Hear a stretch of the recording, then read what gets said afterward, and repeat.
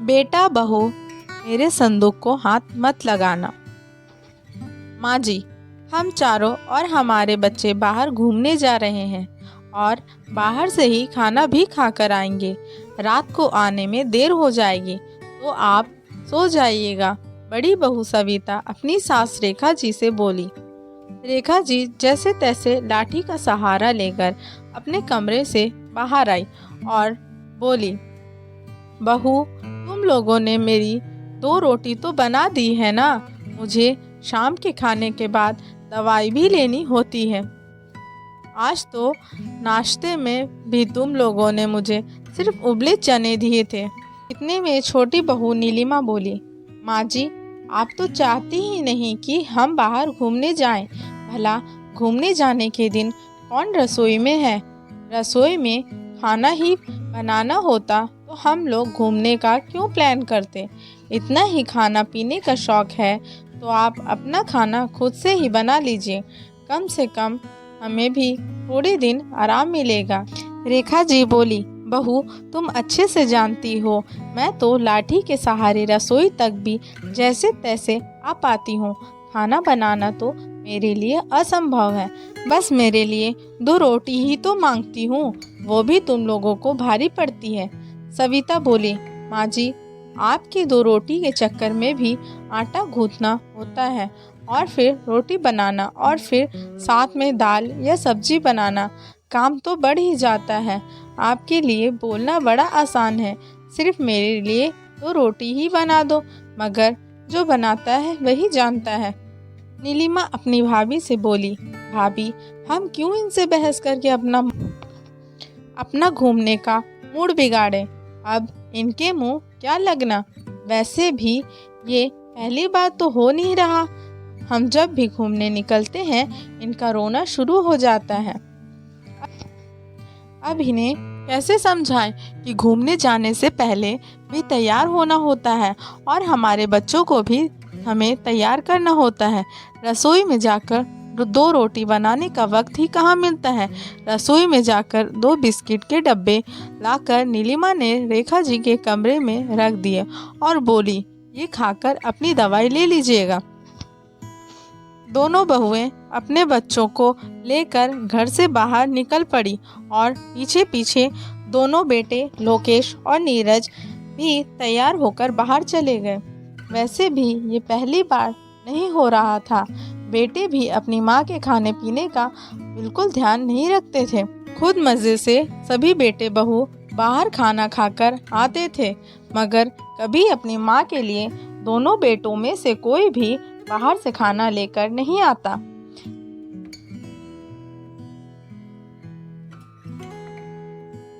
सच ही कहा है किसी ने, बेटे के अपने परिवार बढ़ने के बाद वे लोग अपने जन्मदाता को भी भूल जाते हैं। रेखा जी धीरे धीरे लाठी के सहारे से अपने कमरे में वापस आकर अपनी छोटी सी खाट पर बैठ गई और पति राजमल जी की तस्वीर को देखकर उनकी आंखें भर आई। रेखा जी को वो दिन याद आ गए जब राजमल जी जिंदा थे। राजमल जी का अपना खुद का स्टील का कारखाना था जिसमें दोनों बेटे लोकेश और नीरज भी अपने पिताजी का साथ देते थे।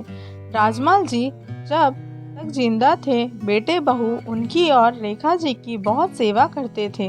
राजमल जी का घर में बोलबाला था और रेखा जी भी तो घर के कामों में बहुओं की मदद कर दिया करती थी। मगर राजमल जी के निधन के बाद रेखा जी एक रोज बाथरूम में फिसल गई, जिस वजह से उनकी रीढ़ की हड्डी में चोट आ गई और ऑपरेशन होने के बावजूद भी बिना लाठी के सहारे उनका चलना मुश्किल हो गया और वह तब से घर में अपने कमरे तक ही सीमित रह गई थी।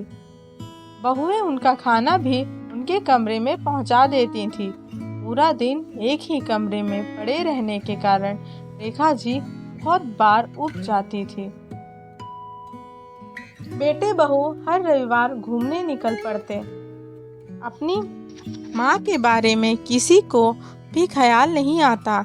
एक रोज़ जब सविता रेखा जी को खाना देने उनके कमरे में पहुंची तो उसका बेटा सोनू अपनी दादी के कमरे में बॉल खेल रहा था। दादी की थाली में रोटी और दाल देखकर सोनू बोला, मम्मी आपने बाहर तो हम सबको खीर भी खाने में दी थी, फिर दादी को खीर क्यों नहीं दी? सविता हड़बड़ाते हुए बोली, बहुत बातें बनाने लगा है तू आजकल। जा बाहर जाकर बॉल खेल। कमरे में बॉल किसी को लग गई तो और उठकर वहां से चले गई। रेखा जी को तो एक अरसा बीत गया था खीर खाए हुए। तब से बहुएं खाना कमरे में ही आकर दे जाती। खुद बाहर बेटे बहुएं कभी पनीर तो कभी खीर का आनंद लेते, मगर रेखा जी को तो सिर्फ दाल रोटी या सब्जी ही खाने में मिलता। खीर का नाम सुनकर एक बार के लिए तो रेखा जी का भी मन मचल उठा खीर खाने के लिए, मगर वे जानती थी बहू को खीर देनी होती तो वो मेरी थाली में सिर्फ दाल रोटी ना रखती। जो बहुएं उनको दिन में एक गिलास दूध न देती थी वो खीर क्या खाक देगी? पहले भी उनके यहाँ काम करने वाली गंगा रेखा जी से कह चुकी थी, माँ जी आपके बेटे बहू खुद तो बाहर बैठकर अच्छे अच्छे पकवान खाते हैं और आपको सिर्फ दाल रोटी खिलाते हैं, मगर रेखा जी उसकी बातों का कुछ जवाब नहीं देती थी। अब अपने ही घर के सिक्के खोटे हों तो बेचारी बूढ़ी विधवा माँ किससे कहे। शाम को रेखा जी की भांजी मोनिका उनके घर आई। मोनिका रेखा जी के भाई की बेटी थी, मगर मोनिका रेखा जी अपनी बेटी की तरह प्यार करती थी। इसका एक कारण ये भी था कि रेखा जी को खुद की बेटी नहीं थी, जिस वजह से बचपन से ही रेखा जी ने मोनिका को बेटी माना था। लोकेश और नीरज को हर रक्षाबंधन पर मोनिका ही राखी बांधा करती थी। मोनिका जब छोटी थी रेखा जी कहा करती थी, तेरी शादी तक अगर मैं जिंदा रही तो तेरी शादी के लिए गहने ज़रूर बनवाऊंगी, मगर अब रेखा जी के वो सारे सपने अधूरे ही रह गए थे। मोनिका को भी अपनी बुआ के प्रति खास लगाव था। उसे जब पता चला कि भैया भाभी घूमने गए हैं और बुआ का खाना नहीं बना कर गए तो वह बोली, बुआ आज हमने घर में खीर पूरी बनाई है, मैं आपके लिए अभी खाना लेकर आती हूँ। थोड़ी देर में मोनिका बुआ के लिए खीर पूरी लेकर आ गई। खीर खाकर रेखा जी को ऐसा लगा मानो बरसों बाद उनकी कोई अतृप्त इच्छा को किसी ने आज पूरा कर दिया। वे बोली, मोनिका आज खाना खाकर मन तृप्त हो गया। बेटा मैं तेरे फूफा जी के लिए ऐसे ही खीर पूरी बनाया करती थी। तेरे फूफा जी जानते थे मुझे खीर पूरी बहुत पसंद है, इसलिए हफ्ते में एक बार मुझसे खीर पूरी ज़रूर बनवाते थे। खीर खाकर वे मोनिका की भलाइयाँ लेने लगी। इतने में बेटे बहू भी घूमकर वापस आ जाते हैं। रेखा जी के कमरे से आवाज़ें आते देख दोनों बहुएं उनके कमरे में आ जाती और देखती कि मोनिका उनके लिए खीर पूरी लेकर आई है और रेखा जी उसकी भलाइयाँ ले रही हैं।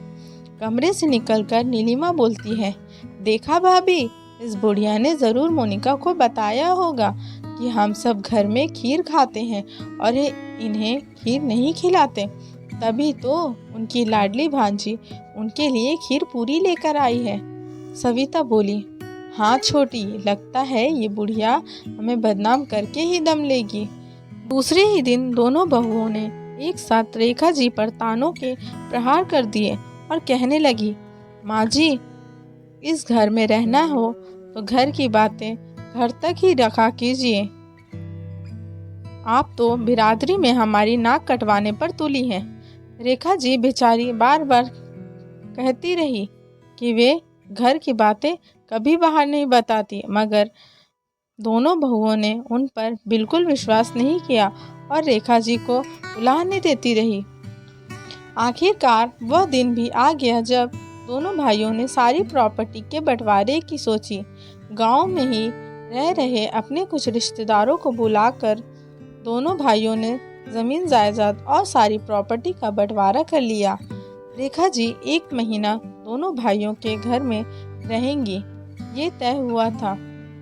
सारे बंटवारे के बाद भी सविता और नीलिमा के मन को संतुष्टि नहीं थी, क्योंकि उनकी नज़र रेखा जी के कमरे में रखे उस संदूक पर थी जिसे रेखा जी ने कभी बहुओं के सामने खोला नहीं था। दोनों बहुएं एक दूसरे से बोली, आखिर ये संदूक बुढ़िया से खुलवाना ही पड़ेगा, जाने अंदर क्या छुपा रखा है। नीलिमा बोली, भाभी मुझे तो लगता है उस संदूक में बुढ़िया ने गहने छुपा कर रखे हैं जो वह अपनी लाडली भांजी मोनिका को देंगी, क्योंकि उन्होंने बचपन से मोनिका को अपनी बेटी माना है। सविता बोली, हम दोनों के होते हुए भला वो गहने मोनिका को क्यों दिए जाएंगे? यदि मोनिका घर की सगी बेटी होती तो भी हम उसे वह गहने नहीं ले जाने देते। फिर मोनिका तो हमारे पतियों की ममेरी बहन है, भला उसे हम कैसे गहने लेके जाने दे सकते हैं? चलो अभी खुलवाते हैं इस बुढ़िया से वह संदूक और निकलवाते हैं सारे गहने। सविता और नीलिमा अपने अपने पतियों को लेकर रेखा जी के कमरे में पहुंच गए। सविता बोली, माँ जी आप अच्छे से जानती हैं कि सभी चीज़ों का बंटवारा हो चुका है, फिर इस संदूक में क्या छुपा रखा है आपने? ये संदूक खोलिए और इसमें जो भी है उसका भी बंटवारा कर लीजिए। रेखा जी बोली, नहीं नहीं, इस संदूक में ऐसा कुछ नहीं है, मैं ये संदूक नहीं खोलने दूंगी। नीलिमा बोली, माँ जी हम जानते हैं इसमें आपने गहने छुपा रखे हैं और वह गहने आप आपकी लाडली भांजी मोनिका को देना चाहती हैं, मगर हम उन गहनों को मोनिका को नहीं देने देंगे। इस गहनों पर सिर्फ हम दोनों बहुओं का हक है।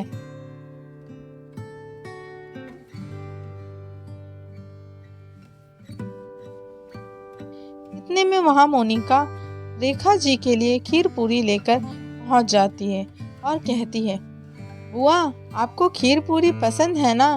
मैं आज आपके लिए वापस से खीर पूरी लाई हूँ। नीलिमा मोनिका को देखते ही कहती, लो शैतान का नाम लिया कि शैतान हाजिर। मोनिका बोली, भाभी मैं कुछ समझी नहीं। नीलिमा बोली, तुम क्या समझती हो? माँ जी को खीर पूरी खिला खिला कर माँ जी के सारे गहने अपने हिस्से ले लोगी, मगर हम ये नहीं होने देंगे। रेखा जी बोली, तुम लोग बेचारी इस बच्ची से क्यों ऐसा बर्ताव कर रहे हो? ये भी इस संदूक के बारे में कुछ नहीं जानती है और इस संदूक में ऐसा कुछ नहीं है जैसा तुम लोग सोच रहे हो। बेटा लोकेश बोला, माँ जब इस संदूक में ऐसा कुछ भी नहीं है तो तुम ये संदूक खोल क्यों नहीं देती? रेखा जी हाथ जोड़कर ना करती रही। इतने में छोटी बहू नीलिमा जाकर वह संदूक खोल देती है। संदूक खोलते ही वहां खड़े बेटा बहू और सबके होश उड़ जाते हैं। संदूक में बहुत सारी बासी रोटियां जमा थी। मोनिका ये नज़ारा देखकर बोलती है, बुआ ये सब क्या है? संदूक में इतनी सारी बासी रोटी? रेखा जी बोली, हाँ बेटा, जब भी ये लोग बाहर घूमने चले जाते थे और मेरे लिए रोटियां नहीं बनाकर जाते थे तो मैं मेरे भाग के दिन की एक रोटी संदूक में जमा करके रखती थी ताकि ये लोग घूमने जाएं और उस दिन मुझे भूखा ना सोना पड़े। मोनिका बोली, बुआ ये रोटियां तो कड़क हो चुकी हैं, आप कैसे खाती होंगी? रेखा जी बोली, बेटा इन रोटियों को मैं पानी में भिगो देती थी फिर इसे खाती थी। ये सब देखकर मोनिका रोने लगती है और रेखा जी के गले लग जाती है। दोनों बेटे बहुओं की नज़रें शर्म से झुक जाती हैं।